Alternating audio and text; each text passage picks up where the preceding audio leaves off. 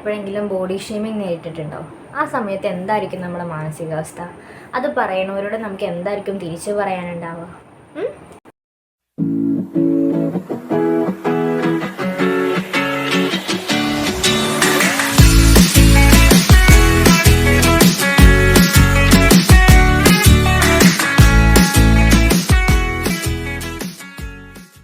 Hello മിഗോസ്, എല്ലാവർക്കും സുഖമാണെന്ന് വിശ്വസിക്കുന്നു. അപ്പോൾ നമ്മുടെ പുതിയ വീഡിയോയിലേക്ക് എല്ലാവർക്കും സ്വാഗതം. അപ്പോൾ ഞാൻ ഓൺ വോയിസ് വീഡിയോസ് ഒന്നും അധികം ചെയ്യാറില്ല, പക്ഷേ എനിക്ക് 2-3 ദിവസം എനിക്കൊരു ഓൺ വോയിസ് വീഡിയോ ചെയ്യണമെന്ന് ഞാൻ വിചാരിക്കുന്നു. അപ്പോൾ ഇന്ന് അതിനുള്ള സാവകാശവും ടൈമൊക്കെ കിട്ടിയ കാരണം ഞാൻ ചെയ്യുകയാണ്. വേറെ ഒന്നുമല്ല, എൻ്റെ ലൈഫിൽ ഞാൻ അനുഭവിക്കുന്ന കുറച്ച് പ്രശ്നങ്ങൾ, മെയിൻ കാര്യമാണ് ബോഡി ഷേമിങ്. അപ്പോൾ നിങ്ങൾക്കറിയാം, ഞാൻ അത്യാവശ്യം മെലിഞ്ഞിട്ടാണ് ഇരിക്കുന്നത്. എന്നെപ്പോലെ തന്നെ ഒത്തിരി പേര് ഇത് അനുഭവിക്കുന്നുണ്ടാവും. അപ്പോൾ ആ സമയത്ത് നമ്മുടെ മാനസികാവസ്ഥ എന്തായിരിക്കും? അപ്പോൾ ഈ ചോദ്യം ചോദിക്കുന്ന സ്ഥിരം കുറച്ച് ആൾക്കാരുണ്ടല്ലോ. അപ്പോൾ ആരെങ്കിലും ഈ വീഡിയോ കാണുകയാണെങ്കിൽ ഇനി ഒരാൾ കാണുമ്പോൾ അവർ ഈ ചോദ്യം ചോദിക്കരുത്. അതുകൊണ്ട് തന്നെയാണ് ഞാൻ ഓപ്പൺ ആയിട്ട് ഈ വീഡിയോയിൽ കുറച്ച് കാര്യങ്ങൾ പറയണത്. അപ്പോൾ നമുക്ക് വീഡിയോയിലേക്ക് പോയാലോ? ബോഡി ഷേമിങ് അത്ര സുഖമുള്ള വാക്കല്ല അത്. പ്രത്യേകിച്ച് കുറച്ച് തടി കൂടിയവർക്കാണെങ്കിലും ക്ഷീണിച്ചിരിക്കുന്നവർക്കാണെങ്കിലും ചോദിക്കുന്നവർക്ക് അതൊരു ക്വസ്റ്റ്യൻ മാത്രമായിരിക്കും. നമ്മളിപ്പോൾ ഒരു ഫംഗ്ഷന് പോയി പെട്ടെന്ന് നമ്മൾ ചോദിക്കും, നിനക്ക് വീട്ടുകാരൊന്നും തിന്നാൻ തന്നെ ഇല്ലേ? അല്ലെങ്കിൽ നമ്മൾ തടി കൂടിക്കഴിഞ്ഞാൽ ചോദിക്കുന്ന ചോദ്യം എന്താ, വീട്ടിലുള്ള എല്ലാ ഫുഡും നീ തന്നെയാണോ തിന്നണത്? ഞാൻ പറഞ്ഞില്ലേ, ചോദിക്കുന്നവർക്ക് വെറും ഒരു ചോദ്യമായിരിക്കും. പക്ഷെ അത് കേൾക്കുന്ന ആൾക്ക് എത്രത്തോളം ഉള്ളിൽ തട്ടുന്നവർക്ക് ചിന്തിക്കാനുള്ള ബോധം ഇല്ലായിരിക്കാം. അപ്പോൾ നമ്മൾ ഒരു പ്രാവശ്യം അതിൽ നിന്ന് ഒഴിഞ്ഞു മാറിക്കഴിഞ്ഞാൽ സ്വാഭാവികമായിട്ടും അവർക്ക് മനസ്സിലാക്കാം നമുക്ക് ആ ടോപ്പിക്ക് താല്പര്യമില്ല. പിന്നെയും നമ്മുടെ പുറകെ വന്ന് ഇതേ ക്വസ്റ്റ്യൻ തന്നെ ചോദിച്ചുകൊണ്ടിരിക്കും. എന്നെയൊക്കെ സംബന്ധിച്ച് ഒരു പ്രാവശ്യം ഒഴിഞ്ഞു മാറും, 2 പ്രാവശ്യം ഒഴിഞ്ഞു മാറും, 3ാമത്തെ പ്രാവശ്യം നമ്മൾ പ്രതികരിക്കും. കാരണം നമ്മുടെ ബോഡി നമുക്കൊരു പ്രശ്നമല്ല, നമ്മുടെ വീട്ടുകാർക്കൊരു പ്രശ്നമല്ല, കുറച്ച് ബന്ധുക്കാർക്കും കുറച്ച് നാട്ടുകാർക്കും ആയിരിക്കും നമ്മളെ കാണുമ്പോഴുള്ള ചൊറിച്ചിൽ. അപ്പോൾ നമ്മൾ തിരിച്ചൊന്ന് ചൊറിഞ്ഞു കഴിഞ്ഞാൽ അവൻ്റെ ചൊറിച്ചിൽ മാറിക്കും. എന്നെ സംബന്ധിച്ചുള്ള പോയിൻ്റ് അതാണ് കേട്ടോ. ഈ ബോഡി ഷേമിംഗ് എന്ന് പറയുമ്പോൾ നമ്മുടെ സ്ലിമ്മായിട്ടോ കുറച്ച് തടി കൂടി അത് മാത്രമല്ല ബോഡി ഷേമിങ്.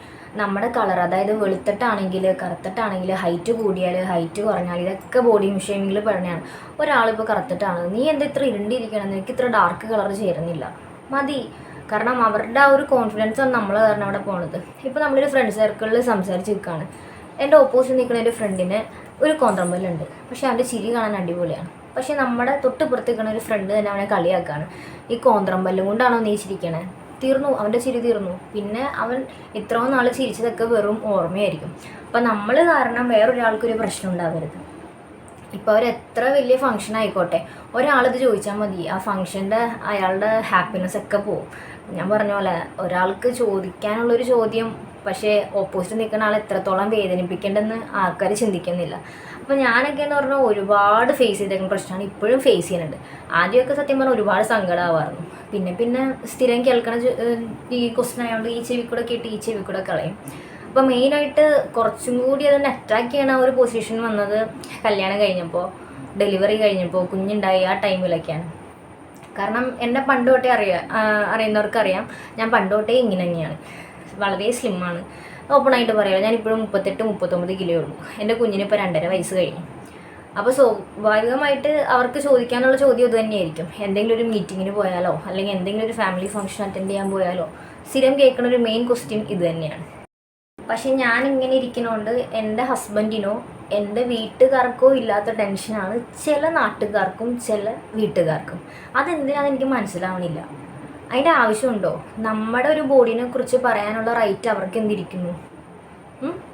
അപ്പോൾ എന്നെ സംബന്ധിച്ചെന്ന് പറഞ്ഞാൽ എനിക്ക് ഈ ബോഡി എനിക്ക് കംഫർട്ടാണ്. എനിക്ക് കണ്ണാടിയിൽ നോക്കുമ്പോൾ എൻ്റെ ഈ ശരീരം കൊണ്ട് ഞാൻ സന്തോഷവതിയാണ്. അതിൽ കൂടുതൽ എന്ത് വേണം? ഒറ്റ ജീവിതമല്ലേ ഉള്ളൂ, അതങ്ങോട്ട് ആസ്വദിച്ച് തീർത്താൽ പോരെ. വേറൊരാളുടെ മനസ്സിൽ വിഷമം വരുന്ന രീതിയിൽ ചോദിക്കേണ്ട ആവശ്യമുണ്ടോ? എന്നെ സംബന്ധിച്ച് എനിക്കത് ഒട്ടും ഉൾക്കൊള്ളാൻ പറ്റാത്തൊരു കാര്യമാണ്. ഞാൻ ഇതുവരെ ഒരാളെ അതേപോലെ പറഞ്ഞിട്ടില്ല. പറയേണ്ട സിറ്റുവേഷൻ വന്നപ്പോൾ ഞാൻ പറഞ്ഞിട്ടുണ്ട്.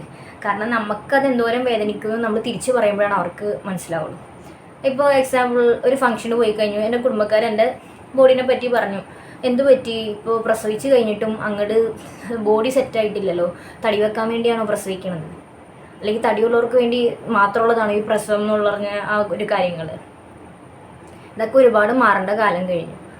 അപ്പോൾ ഞാൻ തിരിച്ചു ചോദിച്ചു, എന്നെ കണ്ടിട്ട് കളിയാക്കിയത് എന്താ ഇത്ര മെലിഞ്ഞില്ല? ഞാൻ ചേച്ചിക്ക് നല്ല വയറുണ്ടല്ലോ, അടുത്തോളം പുളികളിക്ക് പോകാട്ടോ നമുക്ക്. അപ്പോൾ അവർക്ക് കൊണ്ടു.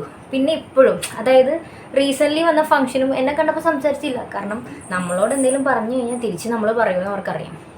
അപ്പോൾ അങ്ങനെ ഒരു കൊട്ടു കൊടുത്താൽ പിന്നെ വലിയ വലിയ പ്രശ്നങ്ങൾ ഉണ്ടാവില്ല കേട്ടോ. കാരണം നമ്മൾ അറ്റാക്ക് ചെയ്യാൻ വന്നാൽ തിരിച്ച് അറ്റാക്ക് ചെയ്തോളണം. ഇപ്പോൾ എക്സാമ്പിൾ ഞാൻ പറഞ്ഞു, സ്ലിം ആയിട്ടുള്ളതാണ് എന്നെ അറ്റാക്ക് ചെയ്യാനായിട്ടുള്ള മെയിൻ കാര്യം. ഇപ്പോൾ സ്ലിം ആയിട്ടുള്ള ഏറ്റവും വലിയ ഉപകാരം എന്ന് പറഞ്ഞാൽ എന്നെ സംബന്ധിച്ച്, ഞാൻ ഇതിനു മുമ്പുള്ള വീഡിയോസിൽ ഞാൻ ചെയ്തിട്ടുണ്ട്. ഞാൻ കരാട്ടെ പഠിക്കുന്നുണ്ട്, മാർഷൽ ആർട്സ് ചെയ്യുന്നുണ്ട്. അപ്പോൾ ഞാനൊരു ടൂർണമെൻറ്റ്, ഞാൻ കഴിഞ്ഞ കൊല്ലം ടൂർണമെൻറ്റിന് ഇറങ്ങിയിട്ടുള്ള വീഡിയോ ചെയ്തിട്ടുണ്ട്. നെക്സ്റ്റ് വീക്ക് ഞാൻ ടൂർണമെൻറ്റിന് ഇറങ്ങാൻ പോവാണ്. അപ്പോൾ എനിക്ക് ഏറ്റവും എൻ്റെ ഫേവറേറ്റ് ഇവൻ എന്ന് പറഞ്ഞാൽ എൻ്റെ ഫൈറ്റിംഗ് ആണ്. അപ്പോൾ ഒരു ഫൈറ്റ് ചെയ്യണ സമയത്ത് എന്നെ സംബന്ധിച്ച് അറ്റാക്ക് ചെയ്യാൻ ആർക്കും പറ്റും, പക്ഷെ തിരിച്ച് അറ്റാക്ക് കിട്ടുന്ന സമയത്ത് നമുക്കതിൽ നിന്ന് ഒഴിഞ്ഞു മാറാൻ പറ്റണം.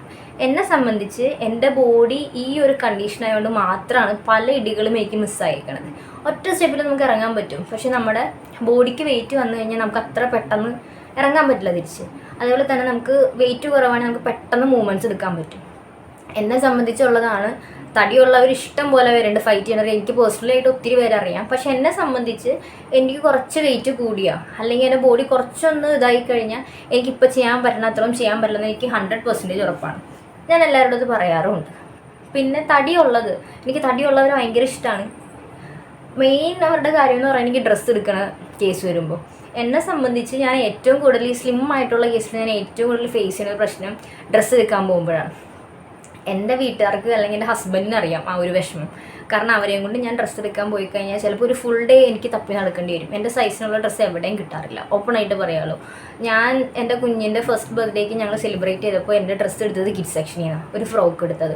എനിക്കിപ്പോഴും കിഡ്സ് സെക്ഷനിൽ പോയാലാണ് എനിക്ക് ഡ്രസ്സ് കിട്ടുള്ളൂ. ഓൺലൈനായിട്ട് ഡ്രസ്സ് എടുത്താൽ എക്സ്ട്രാ സ്മോൾ എടുത്താലും എനിക്കത് ഒത്തിരി ലൂസാണ്. ബോഡി ഷേപ്പ് ചെയ്യാൻ പറ്റുമെങ്കിലും ഈ ഷോൾഡറിൻ്റെ ഇവിടെ കഴുത്തിന് വിരിവ് കുറവായ കാരണം ഇവിടെ നമുക്കൊന്നും ചെയ്യാൻ പറ്റത്തില്ല. അതുകൊണ്ട് തന്നെ ഞാൻ ഓൺലൈനിൽ നിന്ന് ഡ്രസ്സും വളരെ കുറവാണ് എടുക്കണം. എടുത്താൽ തന്നെ പളി പോകാറുണ്ട്. അതേസമയം കുറച്ച് തടിയുള്ളവർക്കാണെങ്കിൽ അവർക്ക് ഇഷ്ടമുള്ള ഡ്രസ്സ് ഇഷ്ടമുള്ള സൈസിൽ കിട്ടും. അവർക്ക് അധികം തപ്പി നടക്കേണ്ട ആവശ്യമില്ല. അപ്പോൾ ഒരാളുടെ ബോഡി തടി വെക്കണോ അതോ ക്ഷീണിച്ചിരിക്കണോ എന്നൊക്കെ ഉള്ളത് അവരുടെ ഇഷ്ടമാണ്. അപ്പോൾ നമ്മളായിട്ട് അതിൽ ഇടപെടാണ്ടിരിക്കുകയാണ് എന്തുകൊണ്ടും നല്ലത്. എൻ്റെ ഒപ്പീനിയനാണ് കേട്ടോ ഞാൻ ഇതിനകത്ത് പറയണത്. ഞാൻ നേരത്തെ പറഞ്ഞല്ലോ, നമുക്കില്ലാത്ത പ്രശ്നം വേറെ ആൾക്ക് വരേണ്ട ആവശ്യമില്ലല്ലോ. വേറെ ആൾക്കാർക്ക് നമ്മൾ കാണുമ്പോൾ ഒരു പ്രശ്നം ഫീൽ ചെയ്യേണ്ട ആവശ്യമില്ലല്ലോ. അപ്പോൾ ഇപ്പോൾ നമ്മൾ അവരുടെ വാക്ക് കേട്ട് നമുക്കിപ്പോൾ തടി കൂടുതലാണ്, അത് കേട്ട് നമ്മൾ നേരെ ഡയറ്റൊക്കെ എടുത്ത് നേരെ തടി കുറച്ചു. അല്ലെങ്കിൽ ഇപ്പോൾ ഇത്തിരി തടി കുറഞ്ഞ ആൾക്കാരാണ്, അവർ പറയുന്ന സാധനം ഇവർ പറയുന്ന സാധനമൊക്കെ വാങ്ങിച്ച് ഓരോ ലേഹ്യങ്ങളൊക്കെ കഴിച്ച് നല്ല ഗുണ്ടുമണിയൊക്കെ ആയി വീണ്ടും അവരുടെ ഫ്രണ്ടിൽ ചെല്ലുമ്പോൾ അവർ ചോദിക്കാൻ പോകുന്ന ചോദ്യത്തേക്കാണ്. തടി കൂടിയവരാണെങ്കിൽ അപ്പോൾ ചോദിക്കും, ഇത് എന്ത് തടിയാ, തടി കുറയ്ക്കാൻ ഉദ്ദേശമൊന്നുമില്ലേ? നേരെ മെലിഞ്ഞവരാണെങ്കിലോ, നീ പിന്നെയും പട്ടിണിക്ക് എടുക്കുകയാണോ? അപ്പോൾ ഇതിങ്ങനെ സീസണായിട്ട് പോയിക്കൊണ്ടേയിരിക്കും. തടി വെച്ചാൽ കുഴപ്പം, തടി വെച്ചില്ലെങ്കിൽ കുഴപ്പം, നമുക്കല്ല കേട്ടോ. ഈ സ്ഥിരം പറയണ കുറച്ച് ആൾക്കാരുണ്ടാവുമല്ലോ. അപ്പോൾ നമ്മളെങ്ങനെയാണ് ജീവിക്കേണ്ടത് നമ്മുടെ ഇഷ്ടമാണ്. നമ്മുടെ ബോഡി എങ്ങനെ വേണമെന്നും നമ്മുടെ ഇഷ്ടമാണ്. നമ്മളതിൽ കംഫേർട്ടാണെങ്കിൽ പിന്നെ വേറെ ഒരാളുടെ വാക്ക് കേൾക്കേണ്ട ആവശ്യമുണ്ടോ?